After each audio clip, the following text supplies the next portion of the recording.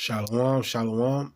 I'd like to start out by giving all praises, honor, and glory to Yahweh, Ba'ashem, Yahweh Shah, Ba'ashem Kodash. Double honors to the apostles of GMS. Salutations to the elect brothers pushing this truth with sincerity across all four corners of the globe. This your brother, Debar Bun Yahweh, Bun Yahweh Shah. Salat. Debar Bun Yahweh, Bun Yasharala. Yeah, so back with another installment, man. And we in these times where the world is waxing cold, love is waxing cold in the world, and these children, man, I don't know where they come from, man. This Gen Z generation, I don't know what we did wrong, but I know that spare the rod, spoil you the child. It's definitely one of the problems of what's going on with these kids. They're not getting their ass beat enough. I got children, and I know I didn't give out enough ass whippings, and it's definitely having its blowback, its repercussions. And the scripts say that spare the rod, spoil the child. All right, and the Lord knew what He was talking about because this generation is a bunch of crash outs, man.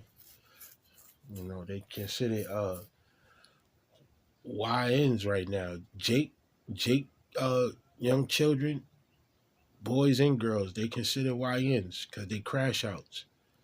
They don't care about nothing, nobody. They don't respect nobody. And it's to the point where I'm living with children that I want to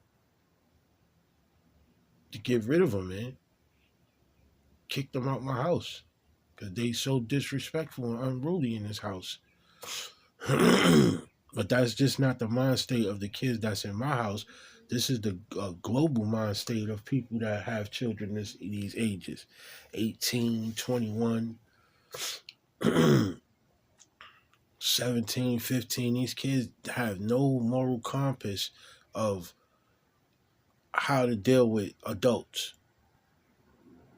And not blame us partially as well, but I also know that the curses is upon them as well.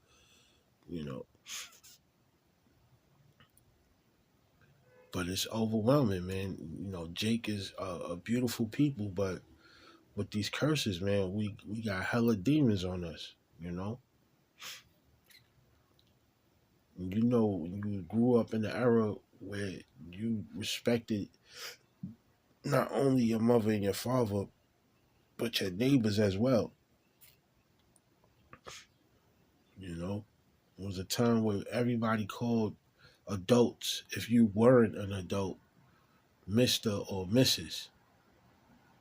Hello, Mr. Johnson. How you doing, Mr.? Even if you called nobody first name, Mr. Elroy or Miss Mary, they don't even do that no more. And they can't say it's an environment thing because you get people who don't even live in the ghetto who still act like crash outs.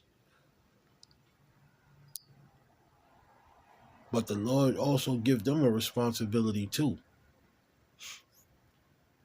He make them he written in his book that they must obey their parents, or they must honor their parents, honor their father and thy mother. Exodus.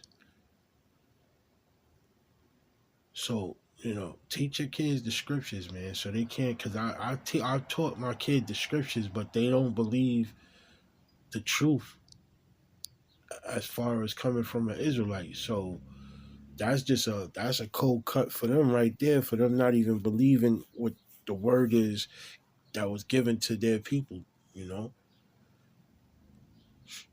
they know they Israel, but they want to pick and choose just like the rest of the world. They want to pick what they want to believe and choose to deny what they hear, you know. So the Lord got judgment coming to them, man, and it's sad because you got children that you love, you watch grow, you created, and you got to look at them as being considered 2/3, you know. But you got to stay on the path and stay focused because I know that's what I'm doing. However they want to deal with life, that's on them, you know. But these scriptures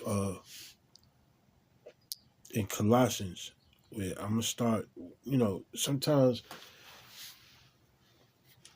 it doesn't work out with the family structure because the father can't deal with how the mother allows their children to be raised, and they step out, you know. And that's a part of the curses. The fathers of Israel leave the family, but there's dynamics within that because you see how things is going, and the mother want to raise them one way, and you want to raise them the other. You bounce, you know.